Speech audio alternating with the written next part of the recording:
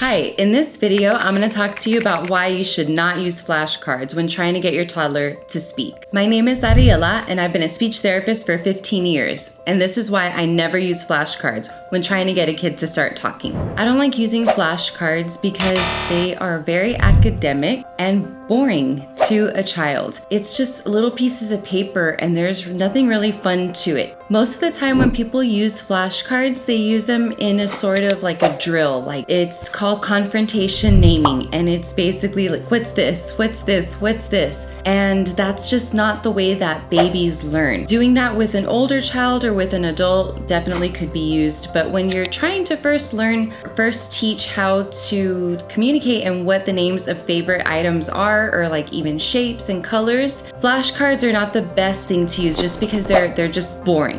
If you want to use flashcards, you can, and I'm going to show you how to do that later on in this video. But think about it. What are flashcards? They're just pieces of paper with a picture on it. And you know what else has paper and pictures? Books. Books have paper and pictures, and these are a lot better to use when teaching communication. So with books, you can, like, I like this book right here because it's about farm animals. They're all in this picture. So using a book instead of flashcards allows you to keep a flow, keep the attention going by having them turn the page. So with flashcards, if you pick them up and you put them down, the kid usually like takes it or they take off running with it, if you even got them to sit down in the first place to look at them. So by using a book, it's just something that you can kind of control a little bit easier. You can maintain control of it, and then you can open the book and you don't even have to read it. I never read books. I very rarely read books when I'm teaching communication. I just find something in the picture and I point to it and I name it. I name it first. So I'm not asking the child, what's that? I'm just gonna name a cow. So if you must use flashcards, maybe just think of showing them and naming it, right? That's a good book. Also, I like to use books instead of flashcards because you can even use it as a prop when you're singing Old MacDonald. So I'll pick an animal that's in the book and I'll use that, like, Old MacDonald had a farm, and then on the farm he had a pig, and then he had a sheep, and then I'll go on and show them,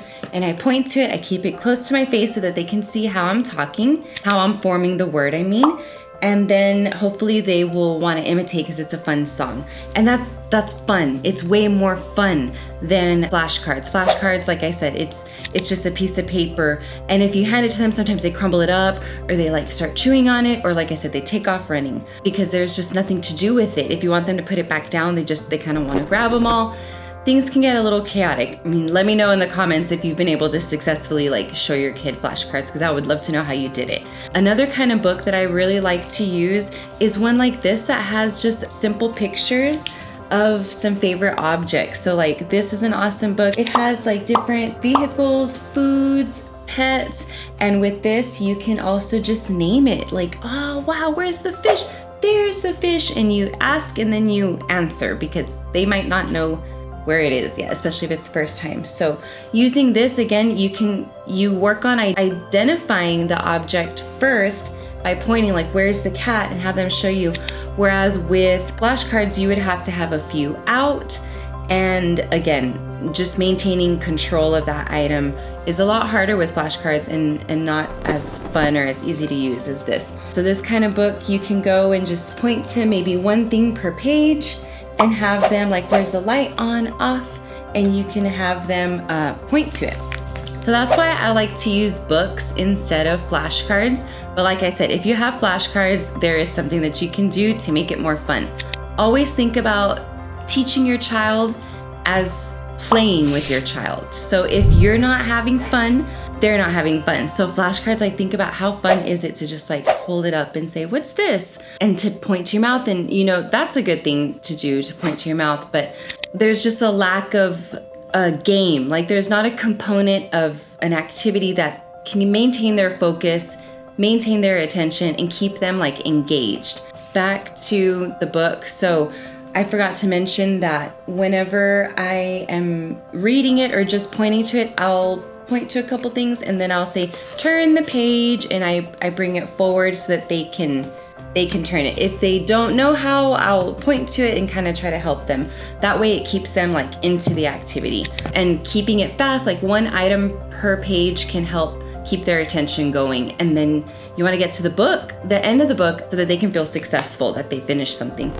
So if you have your flashcards already at home, I don't want you to get rid of them. You can definitely use them. I don't have any flashcards because I never ever use them in therapy, but I have Uno cards. So you can get like a shoebox and cut a hole up at the top. And then with your flashcards, I would like, there's a bunch, right? A bunch come in the box.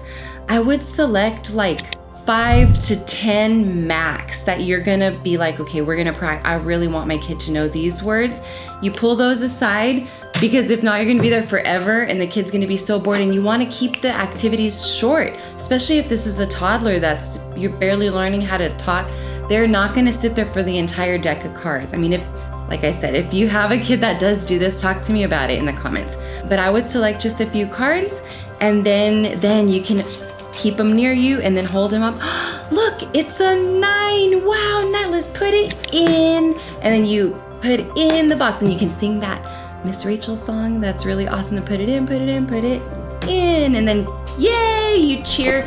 Again, it's a game. It's really, really fun and exciting. And then you get the next card, and then you do the same thing. You name it, you wait. See, maybe if they'll imitate it. If they don't, just keep going.